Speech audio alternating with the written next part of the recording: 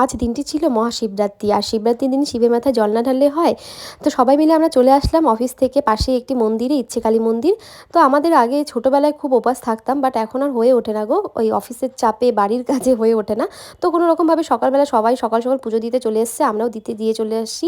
এখানে বিশাল বড় লাইন লেগেছিল, এখন পুজো দিতেও লাইন দিতে হয়, ভাবা যায়। কোনো রকম যুদ্ধ করে এখানে আমরা অল্প অল্প জিনিস নিয়েছি, কোনো রকম যুদ্ধ করে এক একজন করে পুজো দিচ্ছিলাম। আর আমি মনে করি যে ঠাকুরকে অল্প একটু দিলেই সন্তুষ্ট, ঠাকুর মনে থাকে। তো আশা করি মনের থেকে ডাকলেই ওনারা সব কিছু শুনে নেয়। তো যাই হোক, কোনোরকম করে জল ঢেলে আমরা মায়ের ওখানে চলে গেলাম, মায়ের ওখানেও পুজো দিলাম। আর মায়ের মুখটা দেখো কতটা মিষ্টি লাগছে, এখানে আসলে না মনটা একদম শান্তি হয়ে যায়। তো এভাবে আমরা দিনটা কাটাম। চলো তোমাদের সাথে কিছু অরিজিনাল অরিজিনাল ক্লিপ শেয়ার করি।